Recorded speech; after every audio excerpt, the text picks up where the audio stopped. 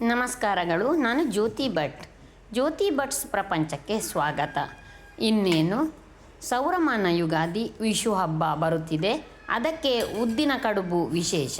ಅದಕ್ಕೆ ಹೊಂದುವಂತಹ ಅತ್ಯಂತ ಹಳೆಯ ಸಾಂಪ್ರದಾಯಿಕ ಸೈಡ್ ಡಿಶ್ ನೋಡಿ ಹೇಗೆ ಮಾಡುವುದೆಂದು.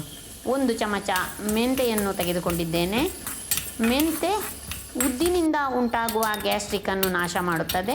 ಅದನ್ನು ಎಣ್ಣೆ ಹಾಕದೆ ಈ ಥರ ಚೆನ್ನಾಗಿ ಹುರಿದುಕೊಳ್ಳಿ. ಅದು ಚಟಪಟ ಹೇಳಿ ಒಳ್ಳೆ ಪರಿಮಳ ಬರಬೇಕು. ಅಷ್ಟೊಂದು ಮೆಂತೆಯನ್ನು ಚೆನ್ನಾಗಿ ಹುರಿದುಕೊಂಡರಾಯಿತು. ಕಪ್ಪು ಮಾಡುವುದು ಬೇಡ. ಈಗ ನೋಡಿ ಮೆಂತೆ ಹುರಿದಾಯಿತು. ಈಗ ಇದನ್ನು ಪಕ್ಕದಲ್ಲಿ ಒಂದು ತಟ್ಟೆಯಲ್ಲಿ ತೆಗೆದಿಡಿ. ಈ ರೀತಿಯ ಮೆಂತೆ ಕೊದಿಲು ಎಂದು ನಾವು ಹೇಳುತ್ತೇವೆ, ಮೆಂತೆ ಸಾರು ಎಂದು ಕೆಲವರು ಹೇಳುತ್ತಾರೆ. ಇದು ಬಹಳ ಉತ್ತಮವಾದ ಕಡುಬಿನ ಜೊತೆ ಮಾಡುವಂತಹ ಒಂದು ಮೇಲೋಗರ.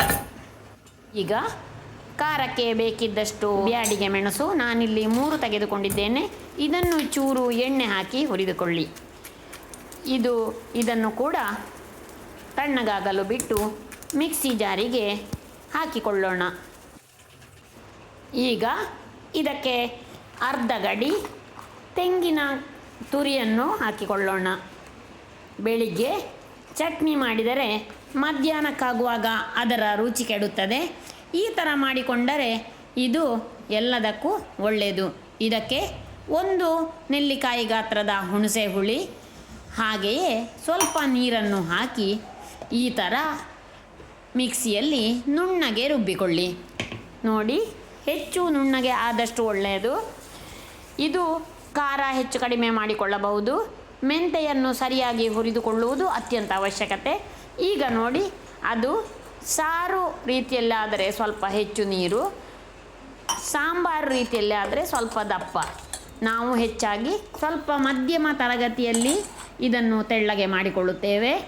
ಈಗ ಇದನ್ನು ನೋಡಿ, 1 ದೊಡ್ಡ ಅಚ್ಚು ಬೆಲ್ಲ, ಹಾಗೆಯೇ ಅದಕ್ಕೆ ಬೇಕಾದಷ್ಟು ಉಪ್ಪು ಇಷ್ಟನ್ನು ಸೇರಿಸಿ ಈಗ ಒಲೆಯ ಮೇಲಿಟ್ಟು ಕುದಿಸಿಕೊಳ್ಳೋಣ. ಚೆನ್ನಾಗಿ ಕುದಿಯಲಿ. 1-2 ಸರ್ತಿ ಸಟ್ಟುಗದಿಂದ ತಿರುಗಿಸಿಕೊಳ್ಳಿ. ನೋಡಿ, ಈಗ ಚೆನ್ನಾಗಿ ಕುದಿಯುತ್ತಿದೆ. ಬೆಲ್ಲ ಕರಗಲಿ. ಈ ಥರ ಆದಾಗ ಈ ಮೆಂತೆ ಕೊದಿಲು ತಯಾರಾಯಿತು.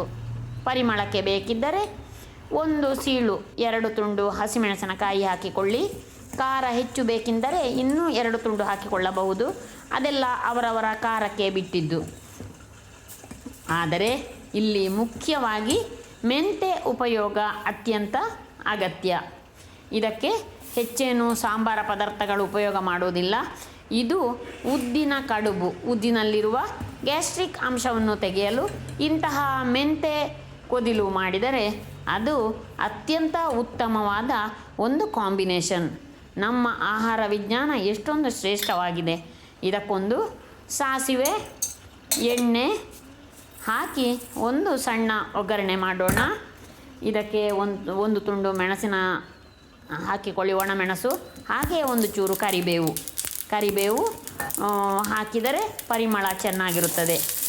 ಈಗ ಒಂದು ಒಗ್ಗರಣೆ ರೆಡಿ ಆಯಿತು. ಈ ಒಗ್ಗರಣೆಯನ್ನು ಈ ಕುದಿಸಿದ ಮೆಂತೆ ಸಾಂಬಾರಿಗೆ ಹಾಕಿದಾಗ ನಮ್ಮ ಸೈಡ್ ಡಿಶ್ ಮೆಂತೆ ಕೊದಿಲು ಎಂದು ನಾವು ಹೇಳುತ್ತೇವೆ, ಅದು ತಯಾರಾಯಿತು. ನೀವು ಒಮ್ಮೆ ಇದನ್ನು ಟ್ರೈ ಮಾಡಿ ನೋಡಿ. ಒಮ್ಮೊಮ್ಮೆ ಚಟ್ನಿ ಮಾಡಿ ಅದು ಆಗಲೇ ಉಪಯೋಗ ಮಾಡದಿದ್ದರೆ ಹಾಳಾಗುವ ಸಂದರ್ಭದಲ್ಲಿ ಕೂಡ ಈ ಮೆಂತೆ ಕೊದಿಲು ಬಹಳ ಉಪಯೋಗವಾಗುತ್ತದೆ. ಬೆಳಿಗ್ಗೆ ಮಾಡಿಟ್ಟರೆ ಬೆಳಿಗ್ಗೆ ಮಧ್ಯಾಹ್ನ ಸಾಯಂಕಾಲ ಎಷ್ಟೊತ್ತಿಗೆ ಕೂಡ ಉಪಯೋಗ ಮಾಡಬಹುದು. ಹೀಗೆ ಬೇರೆ ಬೇರೆ ವಿಷಯದೊಂದಿಗೆ ಬರುತ್ತಿರುತ್ತೇನೆ. ನೋಡಿದ್ದಕ್ಕಾಗಿ ಧನ್ಯವಾದಗಳು.